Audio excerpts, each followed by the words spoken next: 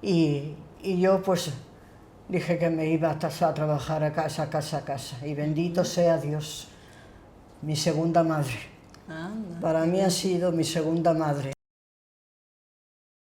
Entré con 13 años y me he salido con 62.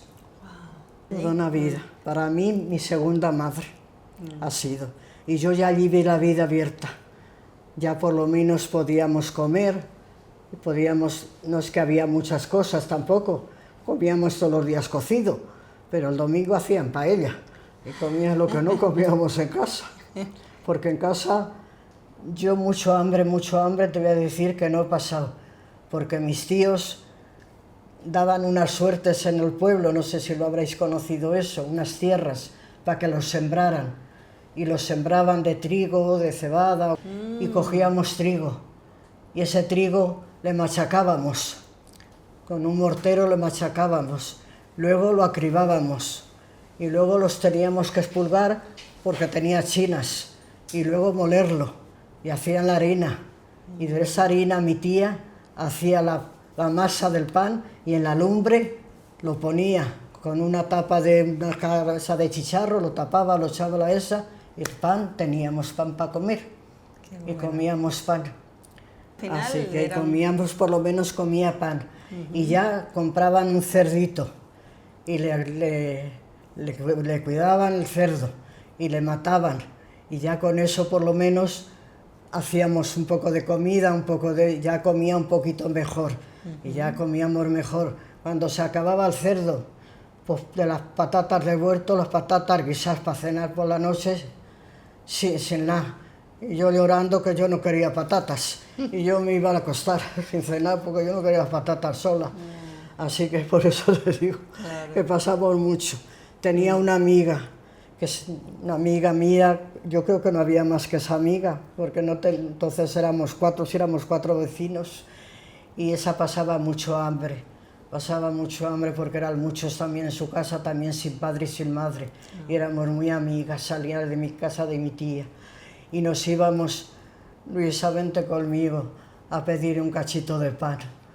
Y me iba con ella a las casas de los clientes. Nos daban un cachito de pan, nos daban un cachito de pan. Y yo se le daba a ella, para dársele a ella. Por la tarde volvíamos otra vez. Si ya habéis estado esta mañana y lo hemos dado, es que tenemos más hambre. Y se lo daba también. Y se enteró mi tía que iba a pedir pan y me zurró. Pero si no es para mi tía, si es por la Lola que tiene mucho hambre. Y dice, si yo también la doy pan, porque yo no salía de mi casa y mi tía la daba también pan, pero tenían mucho hambre. Claro. Así que todo eso hacía, mira. Todo eso, así que cuando me fui donde Emilia Serrano, yo vi el cielo abierto.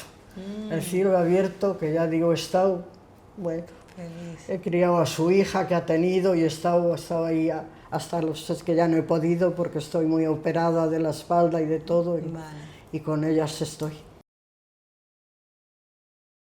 13 años. ¿Tuviste? La niña yo tenía 13 años y la niña tenía 5. Ahora la niña tiene 80 va a hacer y yo 88. Vale. Esa es otra hija para mí.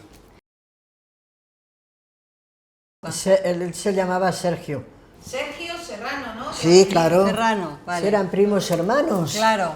Sergio Serrano Lorente y Emilia Lorente Serrano. Eran primos hermanos. Esos han sido mis segundos padres. Porque a los primeros no los he conocido. Cuéntame. Con ellos, pues ya ves, fregando los suelos de rodillas. Yo siempre me ha gustado mucho la iglesia y según te voy rezando, eso rezaba el rosario. Hemos hecho el agua, a por agua que no teníamos agua, no teníamos luz. Los candiles y los carburos, no había luz ni agua. Cuando pusieron ya la luz ya se veía, pero entonces con los carburos y los candiles. Y no teníamos agua dentro, venía del pantano el agua. Y en el verano se ponía muy sucia el agua, se ponía sucísima el agua. Y teníamos que ir a los pozos a lavar con los burros, subidas en los burros, a lavar a los pozos porque no se podía lavar con ese agua.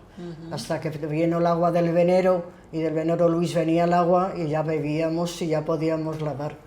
Y luego ya vino, ya metieron el agua, ya vinieron las lavadoras y todo eso. Bueno, pero yo he lavado mucho a mano, mucho. Yo ya te digo, conmigo se han portado de maravilla. Vale. Todos los domingos, porque íbamos todos los domingos a misa, y según iba fregando el suelo, iba rezando el rosario, y sigo rezándole, Qué bueno. y pido muchas súplicas para mí, a mis santos. Tengo un altar en mi casa que no te veas. Los gallegos venían a segar el trigo, a segar las cosas, no te digo. Aquí era todo era de pueblo, era de agrario, todo. Vale. Todo era sembrado, aquí no había lo que hay ahora, ni mucho menos. Las 4 casas de regiones, las otras que están prefabricadas, y 4 chabolas, y eran todos chabolas, hasta que se han ido haciendo luego las casas. Pero eran chabolas lo que vivíamos. Y venían los gallegos, que de los que gente pudiente tenían los sembrados, todos los hoteles que hay, todos los chalés, son de las tierras de ellos. Y todos han hecho los hoteles, y ahora pues ya todo eso se acabó. Ya se vinieron los gallegos, ya dejaron de venir porque ya no se segaba. Ahora lo siegan con las máquinas, lo que siembran muy poco. La matanza, pues en los patios. El que tenía patios, en los patios los hacían. Ya ves, estos han estado haciendo matanzas hasta hace poco. Hasta hace poco han hecho matanzas en una finca que tienen. Y lo hacían en los patios. Y los demás en el patio lo hacíamos. Los hacían. Había un amigo nuestro que se ha muerto, Faustino, que se ha muerto. Y ese es el que mataba... Los mataba aquí, en el pueblo. Sí, Y luego teníamos que lavar las tripas, teníamos que irnos a lavar las tripas, y luego teníamos que picar la carne, teníamos que hacer la manteca, teníamos que molerlo, teníamos que hacer los chorizos, adobar las cosas adobadas, los lomos, y ensalar el tocino y colgarlo en la cocina, lo teníamos colgado, y con el humo de la chimenea se secaba.